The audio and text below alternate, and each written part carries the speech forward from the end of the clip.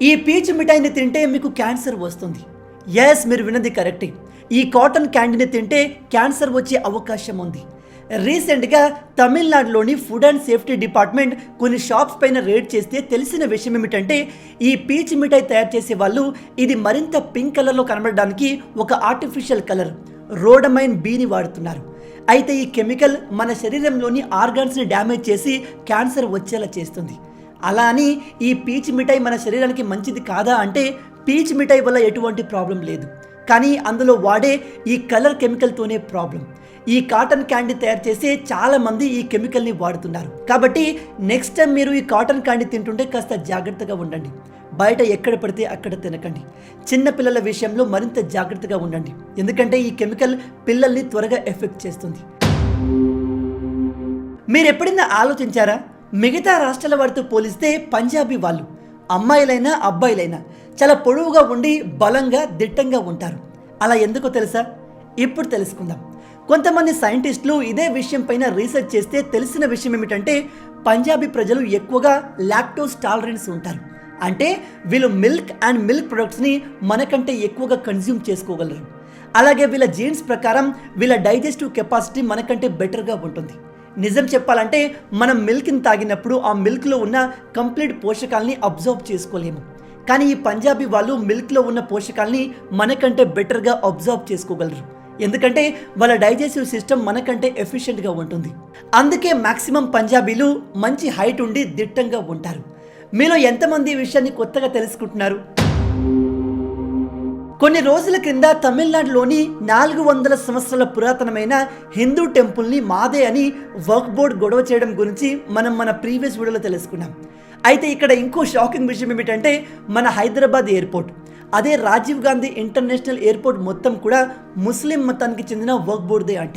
ఈ విషయం చెప్తుంది నేను కాదు, స్వయంగా ఎంఐఎం లీడర్ అక్బరుద్దీన్ ఓవైసీ. కేవలం ఇంతే కాదు, ఇంకా కొన్ని రిపోర్ట్స్ ప్రకారం నెహ్రూ జూలాజికల్ పార్క్లో 62 ఎకరాలు వీళ్ళవే అంట. అంతేకాదు ఇంకొన్ని రిపోర్ట్స్ ప్రకారం పంజాగుట్ట ఏరియా మొత్తాన్ని వక్ఫ్ బోర్డ్ మాదే అని చెప్తుంది. ఇది వినడానికి మీకు కామెడీగా అనిపించవచ్చు, కాకపోతే వక్ఫ్ బోర్డ్ ఈ ఏరియాలన్నింటినీ మాదే అని సీరియస్గా క్లెయిమ్ చేస్తుంది. ఈ వక్ఫ్ బోర్డ్ ఏదైనా ల్యాండ్ని మాది అని చెప్తే మనం లీగల్గా వీళ్ళపైన కేసు పెట్టలేము అండ్ సివిల్ కోర్టులో కూడా వీళ్ళతో పోటీ పడలేము. నేను చెప్పేది ఏమిటంటే ఒకవేళ మీ ఇల్లు లేదా ప్రాపర్టీస్ హైదరాబాద్లో ఉంటే ఒకసారి మీ ల్యాండ్ పేపర్స్ని చెక్ చేయండి. 100 సంవత్సరాల పాతవి కూడా చూడండి. బహుశా మీరు ఉంటున్న ఏరియాని కూడా వీళ్ళు మాదే అనవచ్చు. ఈ వక్ఫ్ బోర్డ్ గురించి మీరేమనుకుంటున్నారు? గవర్నమెంట్ వీళ్ళపైన ఎటువంటి యాక్షన్ తీసుకుంటే బాగుంటుంది? మీ ఆలోచనల్ని కింద కామెంట్లో చెప్పండి. మీరు ఎప్పుడైనా గమనించారా, బయట ఏదైనా షాప్లో మీరు పావు బాజీ తిన్నా పరోటాస్ తిన్నా వాళ్ళు దానిపైన బటర్ని కావలసినంత పోస్తూ ఉంటారు. కేవలం 50 రూపాయల పావు బాజీ పైన అంత బటర్ పోస్తే ఆ షాప్ వాళ్ళకు నష్టం రాదా? ఎందుకంటే 100 గ్రాముల బటర్ కాస్ట్ దాదాపు 60 రూపాయలు ఉంది. అయితే ఇక్కడ లాజిక్ ఏమిటంటే బయట షాపుల్లో వాళ్ళు ఉపయోగించేది బటర్ కాదు, హైడ్రోజనేటెడ్ వెజిటేబుల్ ఆయిల్. ఇది మన ఆరోగ్యానికి అస్సలు మంచిది కాదు. దీన్ని ఎక్కువగా కన్జ్యూమ్ చేస్తే హార్ట్ ప్రాబ్లమ్స్ వస్తాయి, ఈవెన్ హార్ట్ అటాక్ కూడా రావచ్చు. కాబట్టి బయట హోటల్స్లో బటర్ని ఎక్కువగా తినకండి, అది బటర్ కాదు, హైడ్రోజనేటెడ్ వెజిటేబుల్ ఆయిల్. ఈ విషయం బయట జంక్ ఫుడ్ని ఎక్కువగా తినే మీ ఫ్రెండ్స్ అందరికీ తెలిసేలా వీడియోను షేర్ చేయండి. సిగరెట్ తాగడం అండ్ తంబాకు తినడం, అంటే పొగాకుని దవడలో వేసుకొని ఎక్కువసేపు ఉండడం, ఈ రెండిట్లో ఏది బాగా డేంజరస్? ఇప్పుడు తెలుసుకుందాం. నాకు తెలిసిన ఒక వ్యక్తి సిగరెట్ తాగడం మానేయాలి అనుకొని ఈ తంబాకు తినడానికి అలవాటు పడిపోయాడు. అతను చెప్పేది ఏమిటంటే సిగరెట్లో పొగ ఉంటుంది కాబట్టి ఊపిరితిత్తులు పాడైపోతాయి, కానీ తంబాకు తింటే ఎటువంటి ప్రాబ్లం ఉండదు అనుకుంటున్నాడు. కానీ గైస్, ఈ పొగాకును తినడం సిగరెట్ కంటే కూడా చాలా డేంజరస్. జనరల్గా పొగాకు తినేవారు ఈ పొగాకుని దవడలో గంటల పాటు ఎందుకు ఉంచుతారంటే అలా ఉంచడం వల్ల నికోటిన్ అంతా కూడా బాడీలో అబ్జర్వ్ అవుతుంది. ఈ నికోటిన్తో ఏమవుతుందో మీ అందరికీ తెలుసు. పొగాకును దవడలో వేసుకోవడం వల్ల అందులోని నికోటిన్ డైరెక్ట్గా స్టమక్లోకి వెళ్ళి అక్కడి నుంచి బ్లడ్లో కలిసిపోతుంది. దాంతో మనకు చాలా రిలాక్స్డ్ అండ్ హ్యాపీ ఫీలింగ్ కలుగుతుంది. దీనికోసమే పొగాకు తినేవాళ్ళు దాన్ని మళ్ళీ మళ్ళీ తింటూ ఉంటారు. అందుకే ఈ పొగాకు తినడం సిగరెట్ కంటే కూడా చాలా అడిక్టివ్ అండ్ డేంజరస్. ఈ పొగాకును డైరెక్ట్గా తింటే mouth cancer, heart diseases, even heart అటాక్లు కూడా వచ్చే ఛాన్సెస్ పెరుగుతాయి. గుట్కా, పాన్ మసాలా తిన్నా కూడా ఇదే జరుగుతుంది. కాబట్టి వీటికి ఎంత పాసిబుల్ అయితే అంత దూరంగా ఉండండి. గుంటూరు కారం మూవీ వచ్చినప్పుడు మూవీ రిలీజ్ అయిన మొదటి రోజు నుంచే కొంతమంది నెగిటివ్ రివ్యూ స్టార్ట్ చేశారు అండ్ మరికొంతమంది వేరే హీరో ఫ్యాన్స్ అని చెప్పుకుంటూ ఫ్యాన్స్ మధ్య గొడవలు పెట్టారు. దాదాపు 2-3 రోజుల వరకు ట్విట్టర్లో ఎక్కడ చూసినా ఈ ఫ్యాన్ వారే కనిపించేది. కానీ గైస్, ఒక విషయాన్ని బాగా గుర్తుపెట్టుకోండి. మీరు ఒక హీరోని ఇష్టపడుతున్నంత మాత్రాన ఇంకో హీరోని పని పెట్టుకొని నెగిటివ్ చేయడం కరెక్ట్ కాదు. ఎందుకంటే అదృష్టవశాత్తు మన తెలుగు టాప్ హీరోస్ అందరూ కూడా కలిసిమెలిసి ఉంటారు అండ్ వాళ్ళు సంపాదించే డబ్బులో చాలా వరకు చారిటీ కూడా చేస్తూ ఉంటారు. మహేష్ బాబు గారి విషయానికి వస్తే ఆయన తన ఫౌండేషన్ ద్వారా దాదాపు 1000 కంటే ఎక్కువ మంది పిల్లలకు హార్ట్ సర్జరీలు ఫ్రీగా చేయించారు. 1000 మంది ప్రాణాలు కాపాడడం అంటే చిన్న విషయం కాదు. అలాగే అతను 100 మంది నిరుపేద పిల్లల ఎడ్యుకేషన్ కోసం ఫైనాన్షియల్ సపోర్ట్ అందిస్తున్నారు. దాంతోపాటు ఆంధ్రప్రదేశ్లోని బుర్రిపాలెం, సిద్ధాపురం విలేజ్ని అడాప్ట్ చేసుకుని అక్కడ రోడ్లు, schools, library, computer labs, 100 health క్యాంప్స్ని ఏర్పాటు చేస్తున్నారు. మీరు వేరే హీరో ఫ్యాన్స్ కావచ్చు, అంత మాత్రాన ఇలా సమాజానికి మంచి చేసే వ్యక్తుల్ని రీజన్ లేకుండా బ్యాడ్ చేయడం కరెక్ట్ కాదు. నన్ను అలా నెగిటివ్గా చూడటం మానే. మూవీ ఎలా ఉంది, దాన్ని చూడాలా వద్దా అనేది ఆడియన్స్ డిసైడ్ చేస్తారు. కేవలం మహేష్ బాబు గారు మాత్రమే కాదు, ప్రభాస్ గారు, మెగా ఫ్యామిలీ హీరోస్ కూడా ఇలాంటి మంచి పనులు చేస్తారు. వాళ్ళ గురించి మనం నెక్స్ట్ వీడియోలో తెలుసుకుందాం. మీలో ఎంతమంది మహేష్ బాబు ఫ్యాన్స్ ఉన్నారు కింద కామెంట్లో చెప్పండి. ఇక్కడ కనిపిస్తున్న ఈ అమ్మాయి పేరు ఈషా అంబానీ, ముఖేష్ అంబానీ కూతురు. ఈమె వేసుకున్న డ్రెస్ చాలా సింపుల్గా అనిపిస్తుంది కదూ, కానీ దాని కాస్ట్ ఎంతో తెలుసా? ఈ డ్రెస్ షనెల్ కంపెనీది. దీని కాస్ట్ $13,062 అమెరికన్ డాలర్స్, అంటే దాదాపు 11 లక్షలు. ఇక్కడితోనే అయిపోలేదు.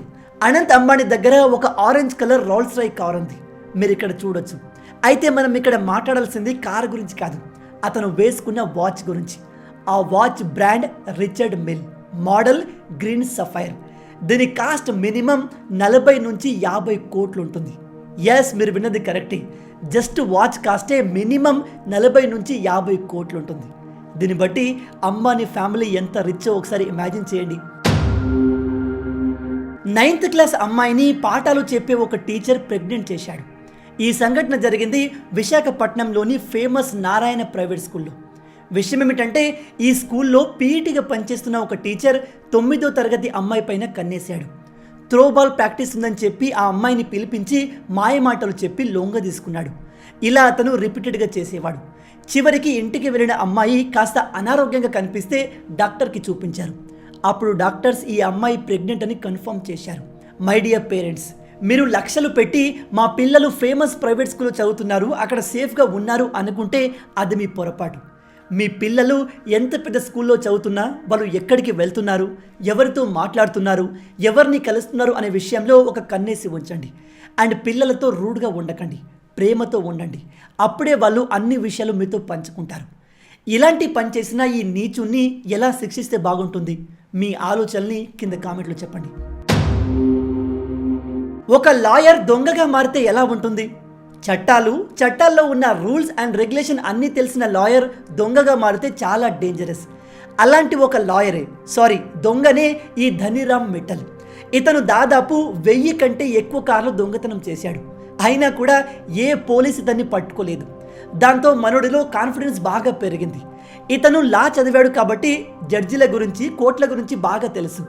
అయితే తను ఉంటున్న ఏరియాలో సెషన్ కోర్టులో జడ్జి లేడు అన్న విషయాన్ని గమనించి కొన్ని ఫేక్ డాక్యుమెంట్లు తయారు చేసి నేనే కొత్తగా వచ్చిన జడ్జిని అని చెప్పి 2 నెలల పాటు ఆ కోర్టులో తీర్పులు కూడా ఇచ్చాడు. అంతేకాదు, మనోడు అక్కడ జడ్జిగా ఉన్నప్పుడు తనపై ఉన్న అన్ని కేసుల్ని క్యాన్సిల్ చేశాడు. అంతటితో ఆగకుండా జైల్లో ఉన్న 2000 మంది దొంగల్ని విడిపించాడు. చివరికి మనోడు పట్టుబడ్డాడు. కానీ తను రిలీజ్ చేసిన 2000 మంది క్రిమినల్స్లో అందరినీ పోలీసులు తిరిగి పట్టుకోలేకపోయారు. ఈ మిట్టల్ గురించి మీరేమనుకుంటున్నారు? చివరి ఫ్యాక్ట్ తెలుసుకునే ముందు మీ అందరికీ ఒక చిన్న రిక్వెస్ట్. ఇప్పటి వరకు మీరు ఈ వీడియోను చూశారంటే ఈ వీడియో మీకు తప్పకుండా నచ్చే ఉంటుంది. నచ్చితే అలా ఊరికే చూసి వెళ్ళిపోకుండా వీడియోని లైక్ చేయండి. ఈ వీడియోకి నేను మీకు ఇచ్చే లైక్స్ టార్గెట్ 5000 లైక్స్. చాలా ఈజీ, సింపుల్గా చేసేయండి. అలాగే ఇలాంటి మరిన్ని ఇంట్రెస్టింగ్ వీడియోస్ కోసం మన ఛానల్ని సబ్స్క్రైబ్ చేసి మమ్మల్ని సపోర్ట్ చేయొచ్చు కదా. ఇది మీకు కంప్లీట్లీ ఫ్రీయే, కానీ మీరు చేసే ప్రతి ఒక్క లైక్ అండ్ సబ్స్క్రిప్షన్ మాకు మరిన్ని వీడియోస్ చేయడానికి ఒక మోటివేషన్లా ఉంటుంది. కాబట్టి వీడియోని లైక్ చేసి ఛానల్ని సబ్స్క్రైబ్ చేయడం మర్చిపోవద్దు. ఈ కాలంలో మహిళలకు బతుకున్నప్పుడే కాదు, చనిపోయిన తర్వాత కూడా సేఫ్టీ లేకుండా పోయింది. రేప్స్ కేవలం బతుకున్న అమ్మాయిలకే కాదు, వాళ్ళ డెడ్ బాడీస్తో కూడా చేస్తున్నారు. పాకిస్తాన్లోని పేరెంట్స్ వాళ్ళ కూతుర్లు చనిపోయిన తర్వాత కూడా వాళ్ళ సమాధుల దగ్గర కాపలా ఉండాల్సిన అవసరం ఏర్పడుతుంది. విషయం ఏమిటంటే పాకిస్తాన్లో శవాలతో శృంగారం చేయడం ఈ మధ్య కామన్ అయిపోయింది. ఎవరైనా అమ్మాయి చనిపోతే ఆమెను వాళ్ళ బంధువులు పాతిపెట్టి వెళ్ళిపోయిన తర్వాత ఆ శ్మశానంలో పనిచేసే వాళ్ళు ఆ శవాన్ని బయటకు తీసి ఆ బాడీతో శృంగారం చేస్తున్నారు. ఇక్కడ కనిపిస్తున్న ఇతని పేరు రియాజ్. ఇతను పాకిస్తాన్లోని ఒక శ్మశానంలో పనిచేస్తాడు. ఇతను దాదాపు 48 మహిళా శవాలను ఇలా అత్యాచారం చేశాడు. అందుకే పాకిస్తానీ పేరెంట్స్ వాళ్ళ కూతుర్ల సమాధులకు గేట్లు వేసి తాళాలు వేస్తున్నారు. మనిషి ఎంత నీచానికైనా దిగజారుతాడని చెప్పడానికి ఇది ఒక బెస్ట్ ఎగ్జాంపుల్. అయితే మన ఇండియాలో కూడా ఇలాంటి కొన్ని కేసెస్ బయటపడ్డాయి. ఇక్కడ విచిత్రమైన విషయం ఏమిటంటే మన దేశ న్యాయ వ్యవస్థ ప్రకారం శవంతో శృంగారం చేయడాన్ని రేప్గా కన్సిడర్ చేయరు. పైగా అది పనిషబుల్ ఆఫెన్స్ కూడా కాదు. దీని గురించి మీరేమనుకుంటున్నారు? ఇలాంటి వాళ్ళను ఎలా శిక్షిస్తే బాగుంటుంది? సో గైస్, విన్నారు కదా, మొత్తంగా ఇవి ఈ వీడియోకి సంబంధించిన టాప్ 10 ఇంట్రెస్టింగ్ ఫ్యాక్ట్స్. మనం ఇప్పటి వరకు డిస్కస్ చేసిన ఫ్యాక్ట్స్లో ఏ ఫ్యాక్ట్ మీకు బాగా నచ్చిందో కింద కామెంట్లో చెప్పండి. నెక్స్ట్ వీడియోలో మరిన్ని ఇంట్రెస్టింగ్ ఫ్యాక్ట్స్తో మళ్ళీ కలుద్దాం. అంటిల్ దెన్, జై హింద్.